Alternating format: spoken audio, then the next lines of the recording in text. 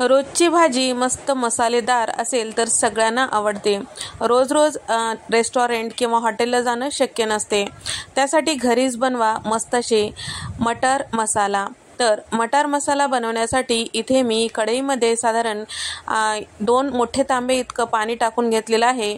त्याचबरोबर 2 कप इतकं इथे मी ताजे मटार टाकून घेतलेले आहे। मटर छान हलकसं या पाण्यामध्ये आपल्याला उकळून घ्यायचं आहे, म्हणजे स्वाद छान येतो। तर या ठिकाणी एखाद उकळी आली की आपल्याला हे मटर पाण्यातून काढून बाजूला ठेवायचे आहेत।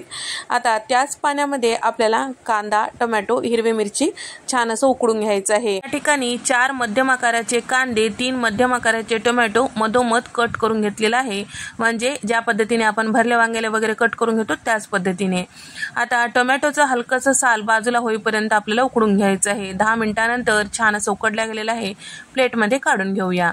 भाजीसाठी मसाला तयार करण्यासाठी इथे मी पॅनमध्ये साधारण 5 ते 6 सुकं खोबऱ्याचे लांब काप, 2 चमचे इथे मी फुटाण्याची डाळ घेतलेली आहे, 2 चमचे तीळ आणि सोबतच 2 हिरव्या वेलच्या यामध्ये टाकून घेतलेला आहे।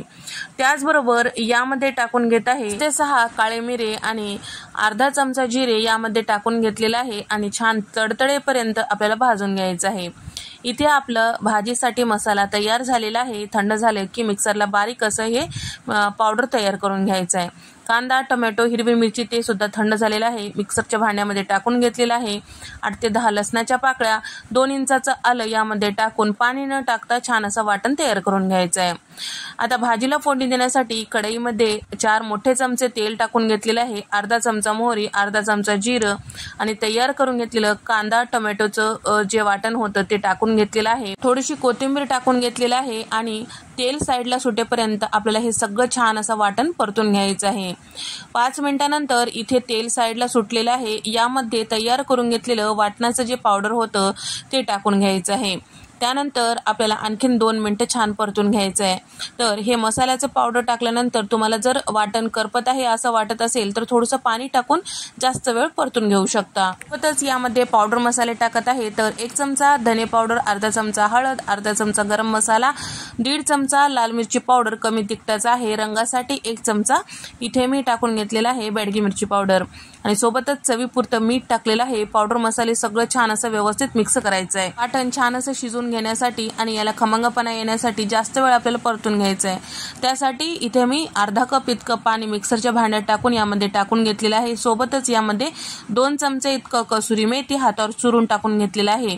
आता हे सगळं छान व्यवस्थित मिक्स करायचं आहे। झाकण लावून तेल छान साईडला सुटेपर्यंत आपल्याला हे वाटण छान असं शिजवून घ्यायचं आहे। सोबतच खमंग फ्लेवर येण्यासाठी एक अर्धा चमचा कांदा लसूण मसाला टाकलेला आहे। जर तुम्हाला टाकायचं नसेल तर सुरुवातीला जे गरम मसाला टाकलेलं होतं तेच थोडंसं वाढवून टाकू शकता। त्याचबरोबर झाकण लावून तेल साईडला सुटेपर्यंत आपल्याला हे वाटण छान असं शिजवून घ्यायचं आहे। तुम्ही बघू शकता तेल छान सुटलेलं आहे। आता यामध्ये टाकत आहे साधारण एक अर्धा ग्लास इतकं पाणी गरम करून टाकलेलं आहे आणि सोबतच उकडून घेतलेले जे मटार होते ते सुद्धा टाकून घेतलेलं आहे। सगळं छान व्यवस्थित मिक्स करायचं आहे आणि एक 10 मिनिटं शिजवून घ्यायचं आहे। लास्टला थोडीशी आपल्याला यावर कोथिंबीर टाकून घ्यायची आहे। साधी सोपी भाजी आहे, या पद्धतीने एकदा नक्की ट्राय करून पहा।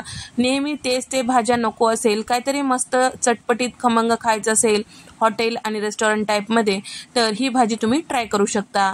रोजच्या वापरातले सगळे पदार्थ आपल्या घरी असलेलेच आहेत, तुम्ही नक्की ट्राय करून पहा। आवडल्यास व्हिडिओला लाईक करा, शेअर करा आणि सबस्क्राईब करायला मात्र विसरू नका। नंतरच्या रेसिपीमध्ये भेट